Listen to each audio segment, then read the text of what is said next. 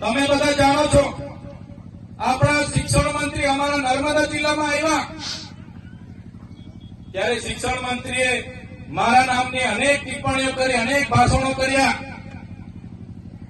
એમણે કીધું કે શું ખોટ પડી ગઈ. ત્યારે શિક્ષણ મંત્રીને હું કહેવા માંગુ છું, તમે શાળાના કાર્યક્રમમાં ઉપસ્થિત હતા શિક્ષણ મંત્રી તરીકે. તમે જે જગ્યા પર આવ્યા હતા એ શાળાનો કાર્યક્રમ હતો અને તમે શિક્ષણ મંત્રી છો.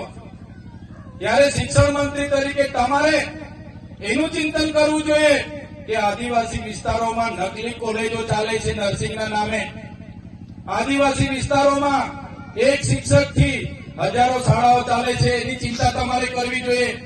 તમે પોતે મંત્રી છો અને આદિવાસી બાળકોને ઉચ્ચ અભ્યાસ માટે જે પોસ્ટ મેટ્રિક શિષ્યવૃત્તિ મળતી હતી એ તમારી સરકારે કેમ બંધ કરી, એનો ખુલાસો તમારે આપવો જોઈએ. શિક્ષણ મંત્રીએ એની વાત કરવી જોઈએ. એની જગ્યાએ ચૈતર વસાવા શું કરે છે એની વાત કરતા હતા. ત્યારે એમણે કીધું કે અમે તો કાલે વડાપ્રધાનને મળીને ભીલ પ્રદેશ આપી દઈશું. પણ ભીલ પ્રદેશ કઈ રીતના ચલાવશે? અહીંયા તો કોઈ આદિવાસી ટેક્સ ભરતા નથી.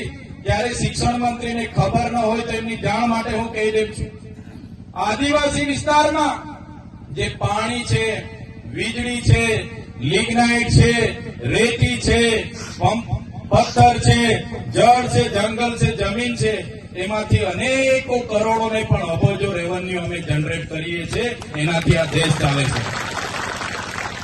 અમે કોઈના પર ભીખ નથી માંગતા. અમે સવારેથી લઈને અમે ટેક્સ ભરીએ છીએ. માચીસથી લઈને જે પણ સામગ્રી અમે લઈએ છીએ એનો ટેક્સ અમે ભરીએ છીએ.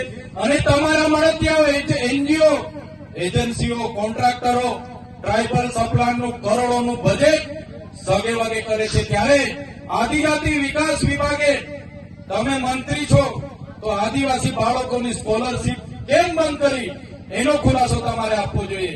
3 વર્ષથી વડોદરાની એમએસ યુનિવર્સિટીના વાઇસ ચાન્સલર બોગસ સર્ટિફિકેટના આધારે નોકરી કરતા હતા, હમણાં પકડાયા છે. એનો ખુલાસો તમારે આપવો જોઈએ. પણ તે આપી નથી શકતા અને હવામાં ફાંકા ફોદારી કરે છે. ત્યારે ભીલ પ્રદેશ અમે કાલે આપી દેવાની મોટી મોટી વાત કરતા હતા. ત્યારે આપણા સમાજના એ પાર્ટીમાં રહેલા નેતાઓને કહેવા માંગુ છું, તમારી સરકાર અને તમારા સંગઠનમાં તો તમારું કઈ ઉપજતું નથી. અહીંયા આવીને ફાંકા ફોજદારી કરવાનું છોડી દો. આ સમાજ માટે કઈ કરો.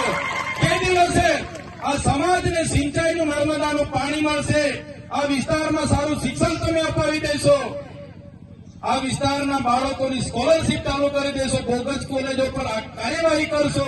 ખોટા સર્ટિફિકેટો લઈને લાખો લોકો નોકરીઓ પર છે, એમના પર કાર્યવાહી કરશો. અને જે દિવસે તમે જો અમારી સરકારમાંથી અમને અલગ ભીલ પ્રદેશ અપાવી દેશો, એ દિવસે અમે તમારો પીઠ થબડીશું ને તમારી સાથે ઉભા રહીને તમારા વખાણ કરીશું. પણ તમે અમને ભીલ પ્રદેશ અપાવી દો. તો આપે ઝઘડિયા ન્યૂઝ ચેનલ સબસ્ક્રાઇબ ન કરી હોય તો સબસ્ક્રાઇબ કરી, લાઇક કરી, બેલ આઇકોન દબાવો. રોજ તમારી આસપાસ બનતી ઘટનાઓની માહિતી મેળવો. ધન્યવાદ.